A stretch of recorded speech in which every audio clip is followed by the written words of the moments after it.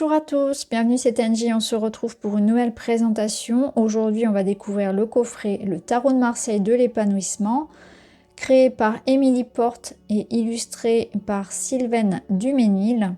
Les cartes et le livre pour mieux se connaître et s'accomplir, et c'est aux éditions Grancher. Le Tarot de Marseille de l'épanouissement. Dans ce coffret, Émilie Porte propose un regard neuf sur ses cartes familières. Vous découvrirez comment le Tarot de Marseille, en reflétant votre monde intérieur, vous enseigne le sens profond de la vie. Exercices ludiques et méditation, élixirs floraux et tirages originaux vous permettront d'intégrer les cartes de façon vivante et intuitive. Leurs messages de sagesse vous guideront vers l'épanouissement personnel et spirituel. Et si le Tarot de Marseille avait encore beaucoup à nous apprendre. Donc on a les 22 arcanes majeures et les 4 races, redessinés et ornés de motifs floraux, respectent et enrichissent la symbolique du Tarot de Marseille et le livre. Alors on va voir tout ça, on va le découvrir ensemble. Donc le livre, les cartes, alors je vais les sortir. Donc on a les 4 races et donc les majeurs, les 22 majeurs. Alors les cartes sont un petit peu plus grandes qu'un tarot traditionnel. Au niveau de la largeur, ça reste pareil, hein, c'est une bonne prise en main, mais c'est un petit peu plus grand en termes de hauteur. On est sur des énergies vibrantes, hein, j'aime beaucoup les couleurs. Voilà le dos. Hop, voilà. Donc on va les mettre ici, hein. On va regarder pour commencer le livret. Donc on a la table des matières, donc on va retrouver donc le Tarot de Marseille, une richesse inépuisable, une structure très définie.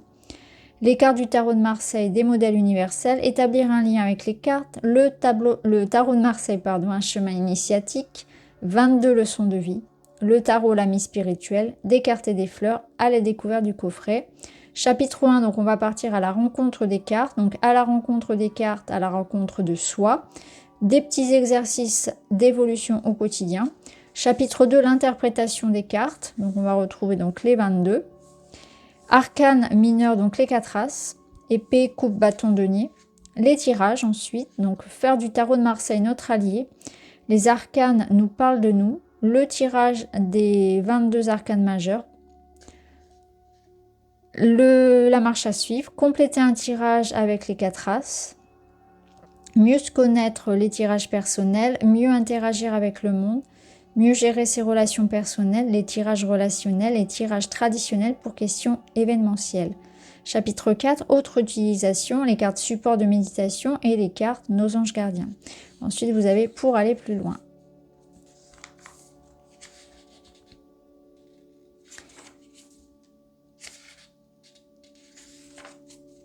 Donc, chapitre 1, à la rencontre des cartes, à la découverte de soi. Donc, en fait, chacune des cartes va donner une leçon de vie. Donc là, on a des petits exercices.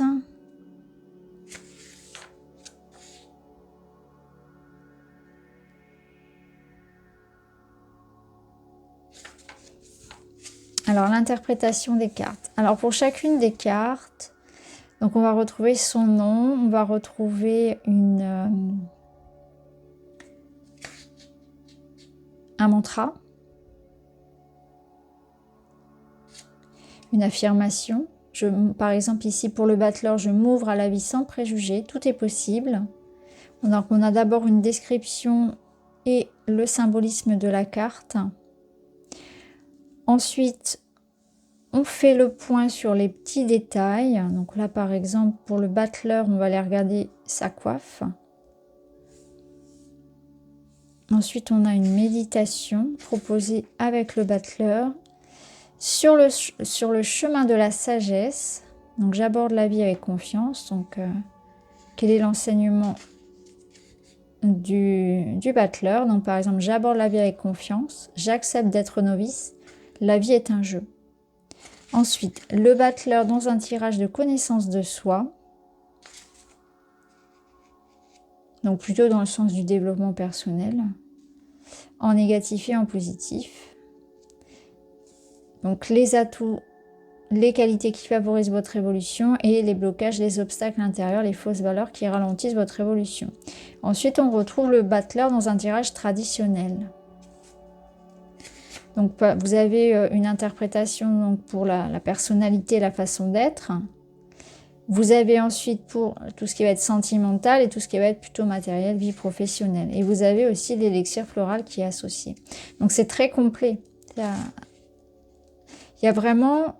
Ici, on envisage vraiment la carte dans tout ce qu'elle peut proposer. Donc, c'est très intéressant. Et on va retrouver la même chose à chaque fois. Donc, pour la papesse, pareil, on va retrouver une phrase d'affirmation. Je tourne mon regard vers l'intérieur. Et après, on va retrouver son symbolisme, les petits détails, notamment avec le livre, la méditation avec la papesse. La leçon qu'elle nous enseigne, donc je goûte la paix du silence intérieur, je suis disponible, j'accueille et je protège ce qui grandit en moi. La papesse lorsqu'on fait un tirage de connaissance de soi, donc les atouts, les blocages, et dans un tirage traditionnel avec la personnalité, si ça représente une personne, donc ça va être une personne calme, patiente. Au niveau sentimental, ce que ça peut symboliser, représenter, et dans la vie professionnelle, matérielle, et la correspondance avec l'élixir floral. C'est très intéressant, on va retrouver ça à chaque fois. Ça permet d'avoir une vue d'ensemble du tarot. Donc c'est très intéressant. Je trouve ça vraiment... ouais. Je pense que je vais apprendre encore de... Voilà. Porter un autre regard sur les cartes, c'est ça qui est vraiment très intéressant dans le tarot, et je vous le dis à chaque fois, c'est que on en apprend tous les jours avec le tarot. Ensuite, on passe donc aux arcanes mineurs, donc on a les 4 as. Donc succédant aux 22 lames majeures et plus rarement utilisées, les 56 arcanes mineurs peuvent les compléter dans un tirage sans modifier le sens de ce dernier. Ils sont subdivisés en 4 grandes familles ou enseignes. Dans le tarot de Marseille, les enseignes sont dites à l'italienne, épée, coupe, bâton et denier. Elles correspondent aux enseignes à la française, pique, cœur, carreau, trèfle. Ces familles apparaissent symboliquement dans le premier et le dernier arcane majeur du tarot, le battleur, qui ouvre le jeu. Présente un bâton et un denier, tandis qu'une épée et une coupe sont placées devant lui. Sur cette carte, les valeurs représentées par ces familles sont encore en potentiel. Elles se concrétiseront et s'épanouiront aux 4 angles de la dernière lame, le monde, sur laquelle l'ange, associé au Verseau, signe d'air, correspond à l'épée, l'aigle associé au Scorpion, signe d'eau, à la coupe, le lion associé au lion, signe de feu, et au bâton et le bœuf associé au taureau, signe de terre, donc au denier. Dans cet ouvrage, nous ne présentons que les 4 as, donc le dos bleu, qui représentent l'essence de chaque famille. Ils orienteront vers les domaines de vie sur lesquels porter une attention particulière lors d'un tirage. Communication et intellect pour l'épée, sentiment et sensibilité pour la coupe, action pour le bâton et concrétisation pour le denier. Des exemples d'utilisation sont donnés dans le chapitre suivant. Donc on va retrouver ici notre as d'épée. Associé à l'élément R, il met en relation avec le monde de l'intellect et de la communication. Et donc là, on a une présentation donc, de l'as d'épée. On a également donc l'élixir floral et on a une question. Donc par exemple, qu'est-ce que je peux transmettre? Comment faire passer au mieux mes messages? Puisqu'ici, on est en lien avec la communication et la réflexion. Alors on va avoir pareil pour l'as de coupe, donc associé à l'élément eau. Cet as qui parle le langage du cœur, évoque le monde affectif, sensible et conduit vers la foi et l'amour sacré. Et lui, sa question, c'est où m'emporte l'amour? Comment ouvrir mon cœur à l'illimité sans me perdre? Pour l'as de bâton, donc l'élément feu, la vitalité, la volonté, l'autonomie, l'entreprise. Qu'est-ce que je veux vraiment? Que dois-je mettre en œuvre pour l'obtenir? Oui, c'est l'énergie vitale, c'est l'énergie qui met en mouvement. Et l'as de denier, associé à l'élémentaire, il représente le rapport au corps, la vie matérielle, la capacité à s'incarner et à concrétiser. Qu'est-ce qui a de la valeur pour moi? Là, on a aussi une plante associée. Ouais. Ensuite, donc, nous avons les tirages. Donc, faire du tarot de Marseille, notre allié. Les arcanes nous parlent. Et là, donc, on a mieux se connaître, les tirages personnels. Donc, tirage sans question en 2 cartes.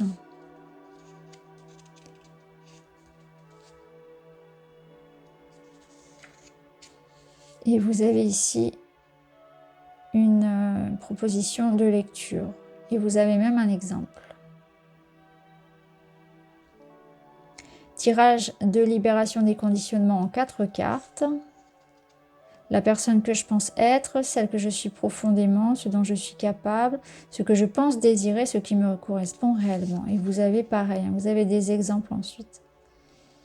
Tirage de l'alchimiste en 4 cartes. Ce tirage nous indique comment devenir notre propre alchimiste, car ce que nous voulons changer dans notre vie doit d'abord être modifié en nous. Tout à fait, ça part d'une intention intérieure. Donc là, en 4 cartes, hein, ça je le ferai tout à l'heure. Tirage de l'alchimiste, et vous avez pareil, hein, une proposition de lecture, proposition d'exemple.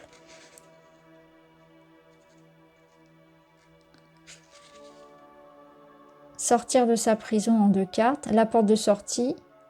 Comment être, comment puis-je aborder cette situation pour la faire évoluer, et la clé. Quel atout utiliser pour me dégager. Il y a quand même pas mal de tirages, c'est très intéressant. Alors les nœuds lunaires en 3 cartes, les nœuds sud, les conditionnements, le nœud nord, les qualités vers lesquelles me diriger, et la carte 3. Son numéro correspond à la valeur qu'il faut ajouter ou retrancher pour passer de la carte 1, nœud sud, à la carte 2. Donc elle est calculée, cette 3e carte. Et là, pareil, vous avez des exemples avec des questions. Par exemple, comment retrouver l'équilibre dans mon couple, comment associer amour et entente physique. Ensuite, mieux interagir avec le monde. Donc, au-delà du miroir, donc là, en 4 cartes, la manière dont je me vois, la personne que je devrais être selon moi, la manière dont j'apparais aux yeux des autres, ma réalité profonde. C'est vraiment pour le développement personnel. Pareil, toujours des exemples. Mieux gérer ses relations personnelles et tirages relationnels. Donc là, tirage des attentes respectives en 5 cartes. Ce que je pense attendre de l'autre, ce que j'en attends vraiment, ce que l'autre pense attendre de moi, ce qu'il en attend vraiment. Ok. Tirage global. Alors, il y a des cartes tirées, il y a des cartes choisies. Tout est indiqué, hein, de toute façon. Et vous avez des exemples également. L'autre est mon reflet, le tirage du conflit, en 2 cartes. Ce que cette situation raconte de moi, le conseil sur le comportement à adopter. Pareil, des exemples. Tirage traditionnel pour questions événementielles. Donc tirage de l'évolution en 4 cartes. L'origine de la situation étudiée, la situation actuelle, son évolution probable. Et on calcule la carte 4. Elle résulte de la somme des 3 précédentes et offre une synthèse. Donc c'est une forme de passé, présent, futur, bilan. Ensuite, vous avez un exemple. Et le grand classique, le tirage en croix. Voilà, vous avez ici également donc 4 cartes qui sont tirées, la 5e qui est calculée. Vous avez également des propositions de lecture, c'est intéressant pour aller plus loin, notamment donc le fameux livre de Lise Bourbeau, La guérison des 5 blessures, le livre de Philippe Desroides, Les élixirs floraux. Vous avez le grand livre du tarot de Hadar Chris. Vous avez La voix du tarot de Jodorowsky. Voilà, vous avez Ombre et lumière du tarot également de Carole Cédillo. Voilà, vous avez toutes sortes de propositions de lecture pour compléter. Donc je le trouve pas mal, c'est très intéressant. Je ne manquerai pas de faire les tirages et de bien lire parce que j'ai toujours plaisir à en apprendre davantage sur le tarot. C'est vraiment quelque chose qui me passionne énormément. Et surtout sur cette période-là dans laquelle nous entrons, c'est une période sur laquelle je potasse, je lis un petit peu plus. Et du coup, cette année, c'est vrai que j'avais décidé d'aller un peu plus loin avec le tarot. Et j'aurai d'ailleurs un autre livre à vous présenter sur le tarot. Donc là, on voit bien nos 4 as avec le dos bleu et nos arcanes majeurs en dos rouge. Donc on peut les reconnaître facilement. Donc je vais vous les montrer. Donc notre as d'épée, notre as de coupe, as de bâton, as de denier. Et je vais vous montrer également donc les majeurs. Je vais les mettre. Alors on a notre battleur, la papesse, l'impératrice. Donc on retrouve bien tous les symboles.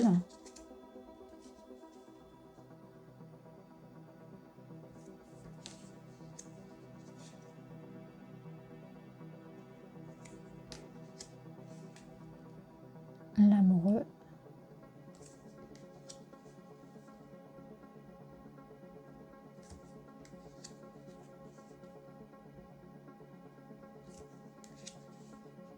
L'ermite, qui fait partie de mes cartes préférées. Ça m'est déjà arrivé d'acheter un tarot juste sur cette carte-là en fait. La roue de fortune. La force. Le pendu.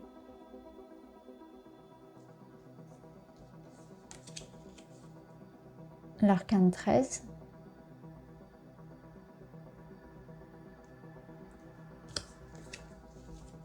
Tempérance. Le diable. La maison Dieu. L'étoile, qui fait aussi partie de mes cartes préférées. La lune.